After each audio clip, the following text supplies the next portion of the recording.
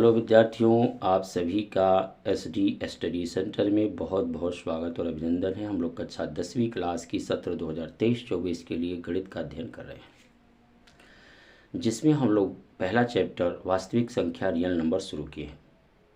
मैं लगभग इस चैप्टर के 3 लेक्चर दे चुका हूं। यदि आप पहली बार मेरा वीडियो देख रहे हैं तो पुराने लेक्चर ज़रूर देखिएगा, तभी आगे चल करके आपको चीज़ें समझ में आएंगी। मैंने इसके पहले प्रश्नल 1.2 वो पढ़ाने से पहले कुछ बेसिक सिद्धांत बताए थे। अंकगणित के आधारभूत सिद्धांत, इंग्लिश में बोलते हैं फंडामेंटल थ्योरम ऑफ अर्थमेटिक के विषय में हम लोगों ने चर्चा की थी। एलसीएम, एचसीएफ और कुछ और सिद्धांतों को हमने सॉल्व किया था। 1.2 को पूरा का पूरा सॉल्व किया था। आपको अगर उस वीडियो में थोड़ी कहीं दिक्कत हो रही हो तो आप इस वीडियो में या पिछले वाले वीडियो में कमेंट करके ज़रूर बताएं, ताकि हम उसमें सुधार कर सकूँ। आज जो हम लोग चर्चा करने वाले हैं वह प्रश्नावली 1.3 की। तो प्रश्नावली 1.3 को सॉल्व करने से पहले हमें कुछ बेसिक बातें हैं जो सीखनी होंगी, जो समझनी होंगी। सबसे पहली चीज़ हमें ये सीखनी है कि कक्षा 9 में हम लोगों ने परिमेय संख्याएं, रेशनल नंबर और अपरिमेय संख्याएं, इरेशनल नंबर की चर्चा हम लोगों ने किया था। थोड़ी सी चर्चा यहाँ पर भी करेंगे। आपने जो 9th में देखा था कि प्राकृतिक संख्या को n से डिनोट करते हैं और ये शुरू होती है 1 से लेकर के अनंत तक की संख्या को, जहाँ तक आप गिनती कर सकें। फिर हमने देखा था होल नंबर की बात की थी, ये 0 से शुरू होकर के आपकी अनंत तक चलती है।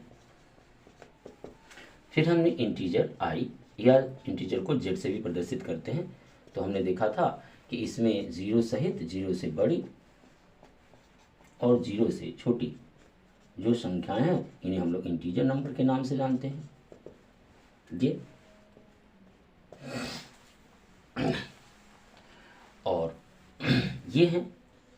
और फिर हमने सीखा था परिमेय संख्याओं को के विषय में हम लोग चर्चा कर रहे हैं कि वे सभी संख्याएं जिन्हें हम p/q के रूप में लिख सकें, जहां जो q नॉट इक्वल हो 0 के, तो उन सभी संख्याओं को हम लोग परिमेय संख्या कह सकते हैं। बटे के रूप में p/q का मतलब होता है बटे के रूप में लिख सकें, अंश बटे हर के रूप में हम प्रस्तुत कर सकें।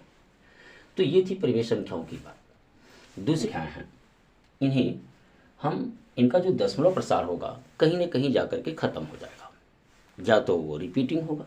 जैसे मान लीजिए हमने लिखा यहाँ 3/2, तो आप देख सकते हो अगर हम 3 में 2 से भाग लगाए तो 2 × 9 2 और बच जाएगा 1, 2 × 5 = 10। इस तरह से समाप्त होगी। या इसकी कंडीशन ये हो सकती है कि आपका मान लीजिए 1/3 है, तो 1 में 3 का भाग तो 0.3, 3 × 9 3, सॉरी 3 × 3 = 9, 3 × 3 = 9, 3 × 3 = 9, 3 × 3 = 9, ऐसे चलता रहेगा ये। या इसकी रिपीटिंग ऐसे भी हो सकती है कि आपकी जैसे 0.35 35 35 35 ऐसे अनंत तक जाता है, या 0.625 625 625। तो इस तरह की अगर रिपीटिंग है तो वो सभी की सभी संख्याएं क्या होती हैं, इरेशनल नंबर होती हैं, सॉरी रेशनल नंबर होती हैं, परिमेय संख्याएं होती हैं। अगर इस तरह की किसी संख्या का प्रदर्शन हम नहीं कर पाते हैं, इस तरह की किसी संख्या का प्रदर्शन अगर हम नहीं कर पाते हैं, तो ऐसी संख्याओं को हम लोग अपरिमेय संख्याएं या इरेशनल नंबर के नाम से जानते हैं। आइए थोड़ी सी हम अपरिमेय संख्या के विषय में आपको बताते हैं। जो अपरिमेय संख्याएं हैं उन्हें हम p/q के रूप में नहीं लिख सकते। जो अपरिमेय संख्याएं होंगे हम उन्हें p/q के रूप में नहीं लिख सकते। साथ ही में इनकी जो दशमलव डेसिमल प्रसार होता है, यानी दशमलव प्रसार होता है, वो जो होता है वो अनावर्ती के रूप में होता है, यानी उसमें कोई आवृत्ति नहीं होती, ये कभी खत्म भी नहीं होती और ना ही तो कोई उनकी आवृत्ति होती, जैसे हम लोगों ने अभी जस्ट देखा। जैसे कोई संख्या है, ऐसे मान लीजिए 0.1 2 3 5 6 8 9 9 0 3 2 5 6, देखना कहीं पुनरावृत्ति हो रही नहीं हो रही है, ये अनंत तक ऐसे चलती चली जाएंगी। इन्हें बोलते हैं अनावर्ती दशमलव प्रसार। या आपकी √2 हुई, √3 हुआ, √5 हुआ, √7 हुआ, √6 हुआ, √12 हुआ, √18, √15, इस तरह की जो परिमेय संख्याएं होती हैं, ये सभी संख्याएं अपरिमेय संख्याएं कहलाती हैं। कह सकते हैं कि इस तरह का डेसिमल हो या इस तरह की जो अभाज्य संख्याएं हैं या जो कड़ी के अंदर ऐसी संख्या है जो पूर्ण रूप से कड़ी के बाहर नहीं आ सकती हैं, उन सभी संख्याओं को हम लोग अपरिमेय संख्या के अंतर्गत रखते हैं। और अपरिमेय संख्या में हमें क्या देखना है कि कभी ये अपरिमेय संख्या इस तरह की भी आपकी दिखेंगी 0.35,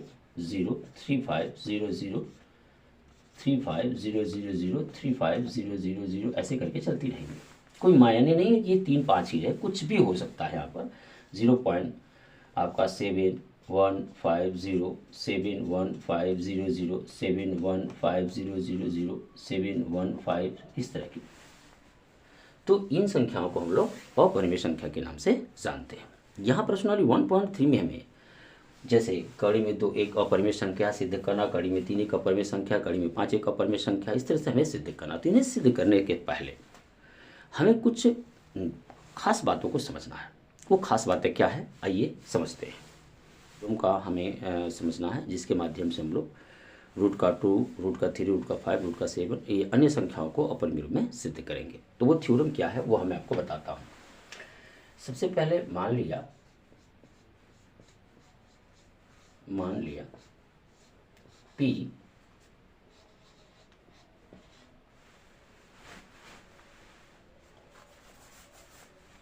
P कोई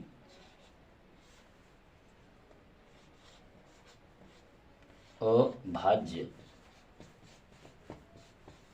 संख्या है। मान लिया कि P जो है, P कोई अभाज्य संख्या है।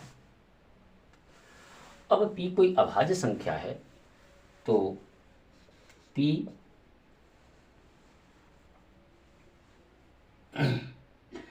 a स्क्वायर को विभाजित करती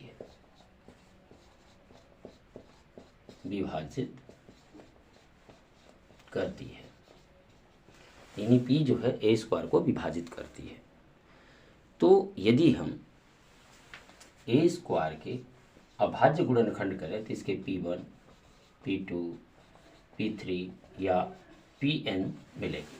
यानी कोई न कोई ये अभाज्य, ये जो है प्राइम नंबर है, अभाज्य संख्या है। यदि a स्क्वायर को हम विभाजित करेंगे तो ये P1, P2, P3 या Pn तक इसमें से क्या होंगी, ये अभाज्य संख्या होंगी, प्राइम नंबर होंगी। तो अब जरा ध्यान दीजिए कि अगर a स्क्वायर को कि ये अभाज्य गुणनखंड है तो जो P है इन्हीं अभाज्य गुणनखंडों में से एक होगा। P इन्हीं अभाज्य गुणनखंडों में से एक हो सकता है। अब हमने पढ़ा था कि किसी भी संख्या का जो अभाज्य गुणनखंड होती है, जो प्राइम नंबर के गुणज होते हैं, उनका एक अद्वितीय नियम है कि उनके जैसा कोई और नहीं मिलेगा गुणनखंड जिससे कि वो संख्या हमें प्राप्त हो सके। जैसे हम लोगों ने देखा था पिछली वीडियो में कि 10 है तो 10 का जो अभाज्य गुणनखंड होगा 2 गुणे 5 होगा।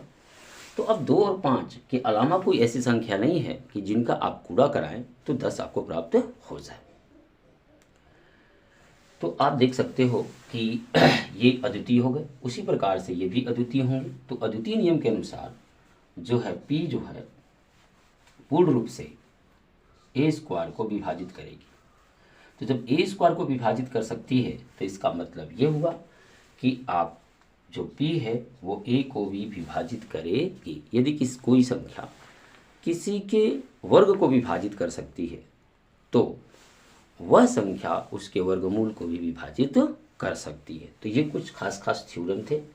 इस थ्योरम के आधार पर ही हम प्रश्नावली 1.3 को सॉल्व करने वाले। तो विद्यार्थियों, अब हमें सिद्ध करना है कि सिद्ध कीजिए कि कड़ी में 2 एक अपरिमेय संख्या है, ऐसा हमें प्रूफ करके दिखाना है। तो आइए चलिए कैसे प्रूफ करते हैं। तो सबसे पहले मान लिया,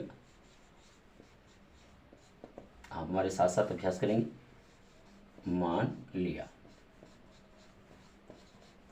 क्या मानना है? अगर ये कह रहा है कि अपरिमेय संख्या है तो हम इसे परिमेय संख्या मान करके सिद्ध करना शुरू करेंगे। जो हमारा सिद्ध करने का तरीका रहेगा वो विरोधाभास नियम हम लोग इस्तेमाल करेंगे। तो यहाँ पर मान लिया कि कड़ी में 2 एक परिमेय संख्या है, परिमेय संख्या है। हमने मान लिया कि कड़ी में 2 एक अपरिमेय संख्या है, तब हम कड़ी 2 को a बटा बी या p बटा क्यू के रूप में लिख सकते हैं। a और b, a और b सह अभाज्य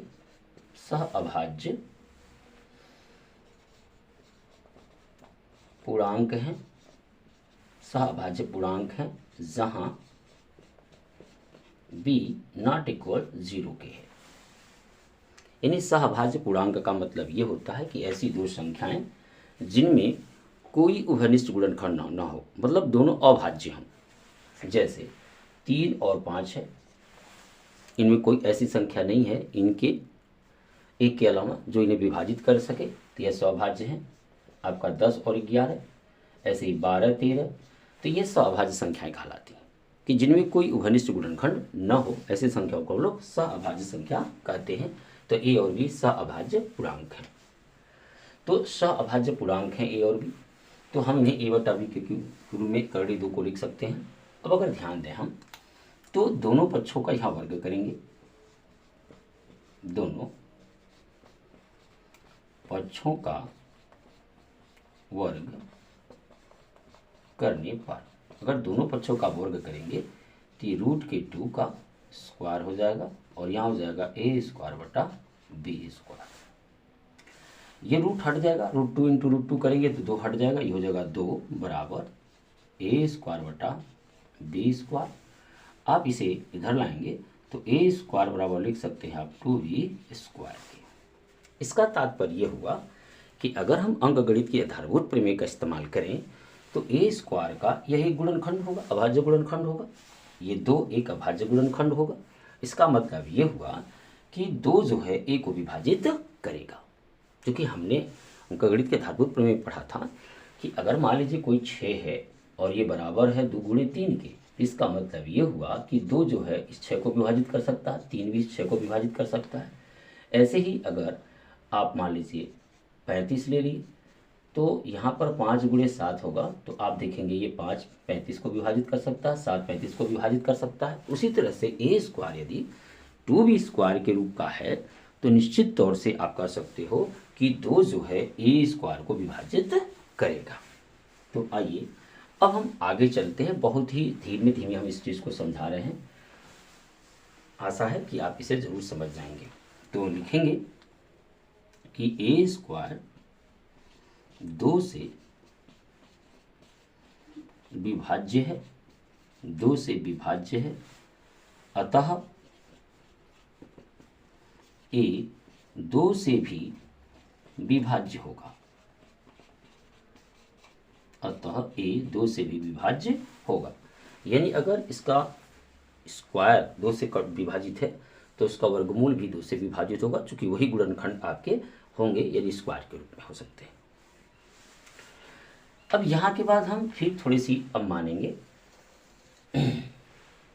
माना कि a बराबर 2c के। अब 2c क्यों, यहाँ मैंने √2 सिद्ध करना था इसलिए मैंने 2c मान लिया। माना कि a बराबर √2c के, तो ये जो अपना समीकरण 1 है यहाँ पर a स्क्वायर की जगह पर हम 2c रख देंगे। तो यहाँ रख देंगे 2c का स्क्वायर हो जाएगा और बराबर 2b स्क्वायर। यानी a स्क्वायर के जगह पर आपको 2c रखने हैं। तो अगर हमने 2c यहाँ रख दिया तो ये 2 दूनी 4c स्क्वायर बराबर 2b स्क्वायर के। ये 2 यहाँ गुणा कर रहा है, अगर भाग करेगा तो 2 अगर 4 को डिवाइड करेगा तो 2 दूनी 4, यानी 2c स्क्वायर बराबर b स्क्वायर के। अब यहाँ पर आप देख सकते हैं कि अगर b स्क्वायर 2c स्क्वायर के बराबर है, या ऐसे कर सकते हो b स्क्वायर बराबर 2c स्क्वायर, तो इसका मतलब ये हुआ कि अंकगणित के आधारभूत प्रमेय के आधार पर हम यह कह सकते हैं कि ये 2 जो है b स्क्वायर को भी विभाजित कर रहा है। तो इसका मतलब ये हुआ कि 2b स्क्वायर 2 से विभाज्य है, यानी 2 से विभाज्य है, तो b भी 2 से विभाज्य होगी, बी भी 2 से क्या होगी, विभाज्य होगी। तो अब हमने क्या माना था यहाँ पर कि ए और बी सहभाज्य संख्याएं हैं, लेकिन यहाँ हम देख रहे हैं कि ए और बी में कम से कम ऐसा एक दो गुणज है जो ए और बी दोनों को विभाजित कर रहा है। तो जब हमारा ये मानना ए और बी सहभाज्य हैं यही गलत हो गया, तो हमारा यह मानना कि कर्ण 2 एक परिमेय संख्या है, यह भी हमारा क्या हो गया, असत्य सिद्ध होता है। तो ये हम कारण तर्क दे रहे हैं। तो अब हम यहाँ पर थोड़ी सी जगह पर लिख देते हैं, आप इसे नोट कर लीजिएगा। हमारी परिकल्पना कि कड़ी में 2 एक अपरिमेय संख्या है, सॉरी थोड़ी सी हमें और यहाँ बदलाव करने होंगे, 1 मिनट्स। तो यहाँ पर लिखेंगे अतः, यहाँ लिख देते हैं अतः ए और बी के कम से कम 2 एक उभयनिष्ठ गुणज है। तो हमने माना था कि इसमें कोई संख्या ऐसी नहीं है जो ए और बी को विभाजित कर सके, लेकिन हम यहाँ पर पा रहे हैं कि ए और बी में 2 जो है एक उभयनिष्ठ गुणज है जो दोनों को विभाजित कर रहा है। तो अब हम यहाँ तर्क देंगे कि हमारी परिकल्पना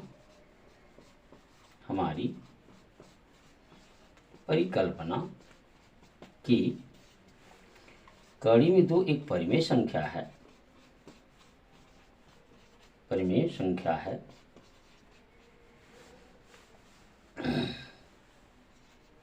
इस कथन का विरोधाभास है किसका, कि ए और बी एक सहअभाज्य संख्याएं हैं। अतः जब आप समझ लीजिए कि हमारी परिकल्पना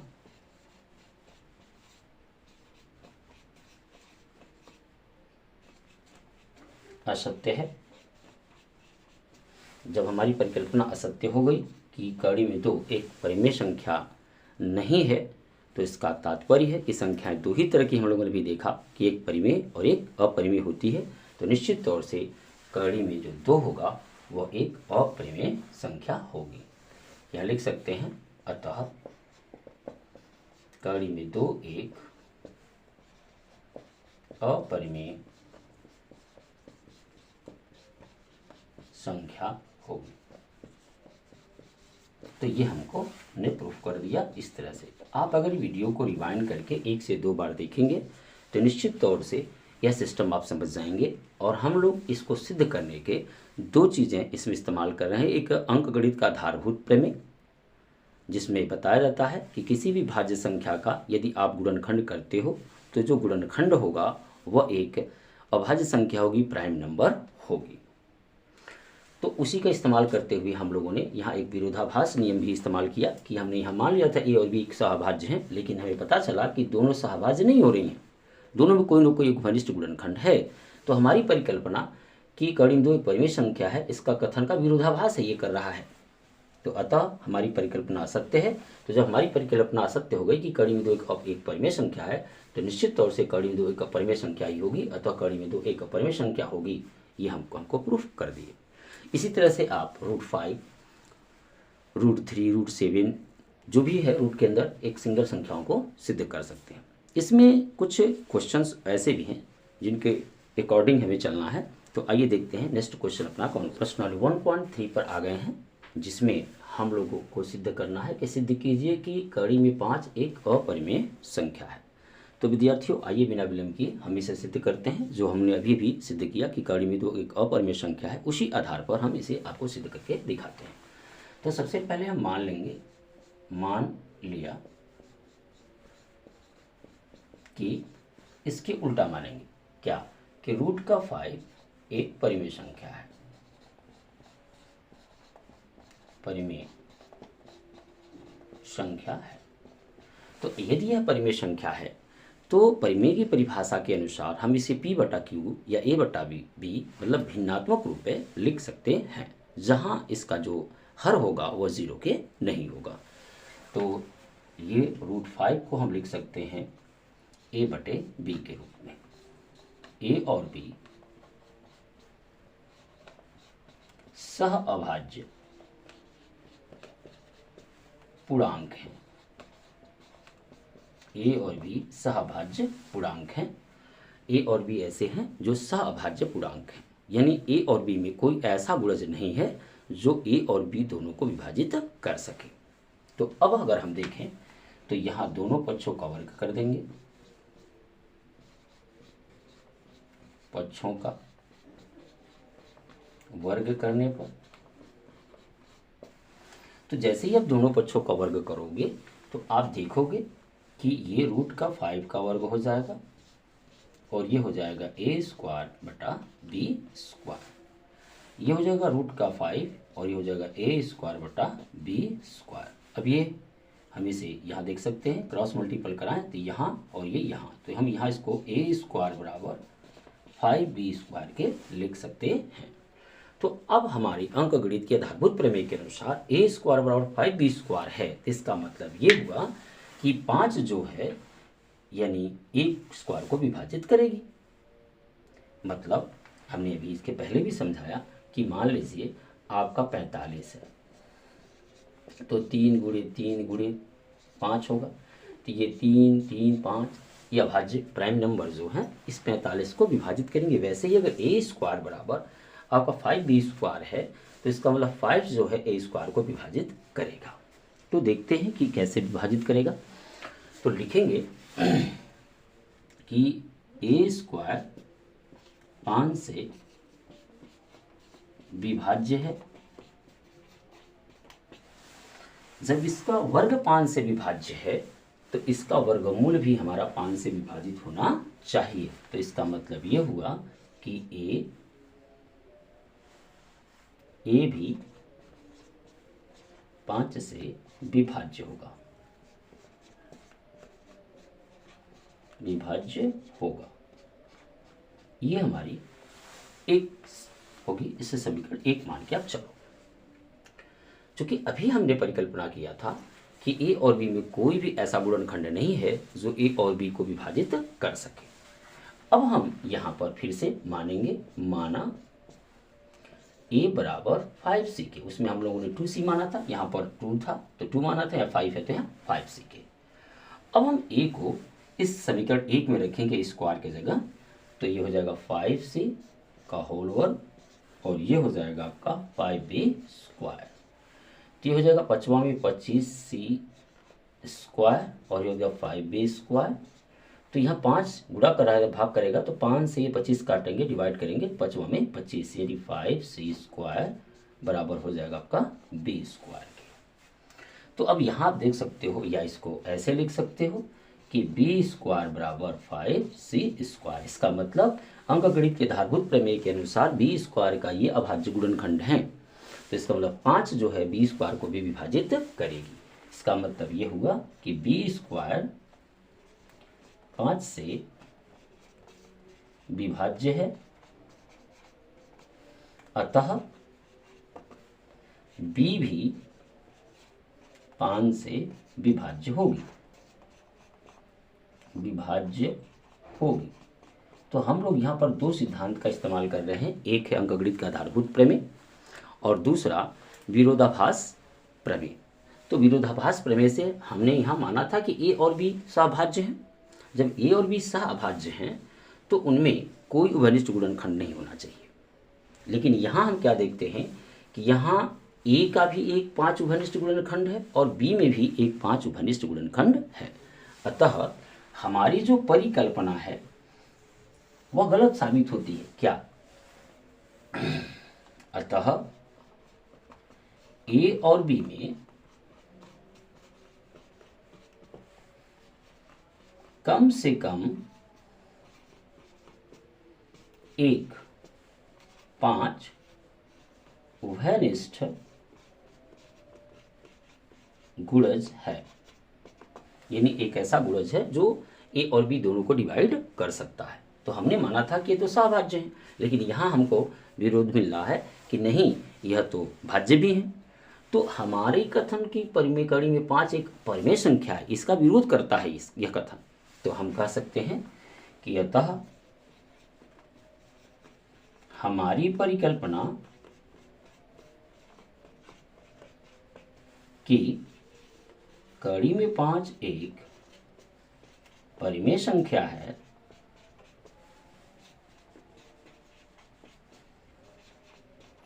असत्य है। जब ये परिमेय संख्या नहीं है तो निश्चित तौर से ये अपरिमेय संख्या होगी। अतः कड़ी में 5 एक अपरिमेय संख्या है, अपरिमेय संख्या है। तो आप देख सकते हो कि आपका जो है अतः कड़ी में 5 एक अपरिमेय संख्या है, ऐसा हमने प्रूफ कर दिया। तो इस तरह से अब आपके पास यदि कड़ी में 2, कड़ी में 3, कड़ी में 5, कड़ी में 7 इस तरह की कोई संख्याएं आपसे पूछता है तो आप उसे अपरिमेय के रूप में ऐसे सिद्ध कर सकते हैं। तो चलिए चलते हैं अगले प्रश्न की ओर। और अगला प्रश्न हमसे क्या, चलते हैं अपने अगले प्रश्न की ओर। जो अगला प्रश्न है वो ये है कि सिद्ध कीजिए कि 3 धन 2 कड़ी में 5 एक अपरिमेय संख्या है। हम इस प्रश्न को 2 तरीके से कर सकते हैं, जैसे मैंने आपको पहले बताया वैसे भी कर सकते हैं, और अगर आपको थोड़ी सी ये आसान विधि से हम इसको भी सॉल्व कर सकते हैं। वो कैसे, फिर हम इसको मानेंगे। मान लिया 3 धन 2 कड़ी में 5 एक परिमेय संख्या है, एक परिमेय संख्या है। मान लिया 3 धन 2 कड़ी में 5 एक परिमेय संख्या है। तो अब हम यहाँ पर इसे 3 धन 2 कड़ी 5 को हम लिख सकते हैं a बटा b के रूप में, जहाँ a और b कोई पूर्णांक है, सह अभाज्य पूर्णांक मान लेते हैं ना, सह अभाज्य पूर्णांक है, जहाँ a और b कोई सभाज्य पूर्णांक है और b नॉट इक्वल होगा 0 के। ऐसा हमारा परिमेय संख्या की परिभाषा के अनुसार होता है कि किसी भी उन सभी संख्याओं को जिन्हें हम a बटा b यानी p बटा q या a बटा b यानी भिन्न के रूप में लिख सकें, लेकिन उनका हर 0 नहीं होना चाहिए, उन्हें हम परिमेय संख्याएं कहते हैं। तो अब अगर देखें हम ध्यान से तो ये 3 यहाँ जुट रहा, इधर घटेगा, यानी a बटा b -3 कर सकते हैं, रूट के 2 रूट 5, 2 यहाँ गुणा कर रहा तो यहाँ भाग कर सकता है, यानी a बटा b -3, और बटा सबके 2 हो सकता है, तो यहाँ पर बटे 2 होगा। तो यहाँ पर हम थोड़ा सा हर बराबर कर लेते हैं, यहाँ हो जाएगा a -3b अब बटे 2b के, और रूट ये हो जाएगा 5, यानी मैंने यहाँ हर बराबर किया है, तो a -3b बटा 2b जो गुणा कर रहा था यहाँ भाग कर दिया। अब अगर ध्यान से देखें तो जो रूट 5 है वह एक अपरिमेय संख्या, रूट 2, रूट 3, रूट 5, रूट 7 इस तरह की जो भी संख्या है वो सब अपरिमेय संख्याओं में गिनी जाती है। जो उनका दशमलव आप निकालोगे ना, इनका वर्गमूल निकालोगे तो इनका जो वर्गमूल होता है ना, पुनरावृत्ति नहीं होती, इनकी अनावसानी होती है, यानी सीधे से ऐसे चलती चली जाती है, किसी भी रिपीटिंग नहीं होती है, परिमेय संख्याओं की तरह इनकी रिपीटिंग नहीं होती है। तो अब हमारा यहीं पर हम लिखेंगे कि हम जानते हैं कि कड़ी में 5 एक अपरिमेय संख्या है, अपरिमेय संख्या है, ऐसा हमें पहले से पता है। अतः परिमेय संख्या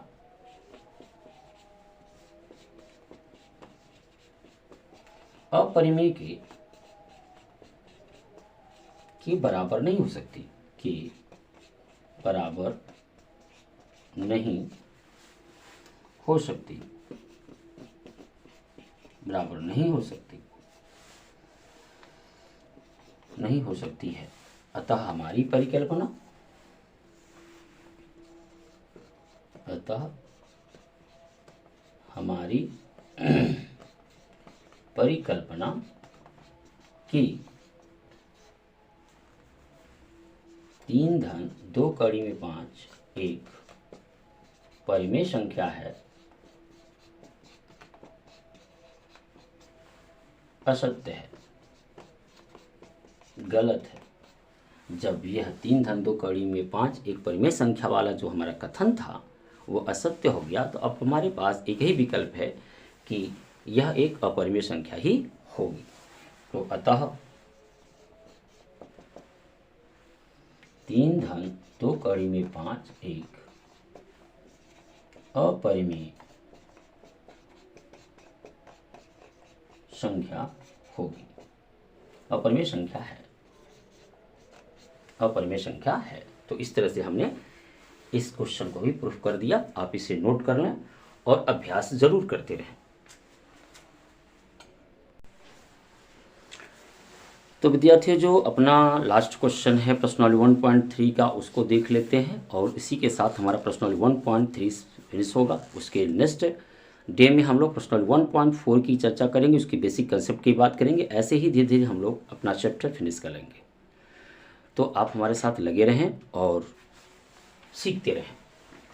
अगला क्वेश्चन है जो क्वेश्चन नंबर 3 है, सिद्ध कीजिए कि निम्नलिखित संख्याएं अपरिमेय हैं। तो आप देख सकते हो कि इसको मैंने जैसे अभी बताया कि 3 + 2 रूट के जो है 3 या 5 था, कुछ भी 5 था, तो ये अपरिमेय संख्या है।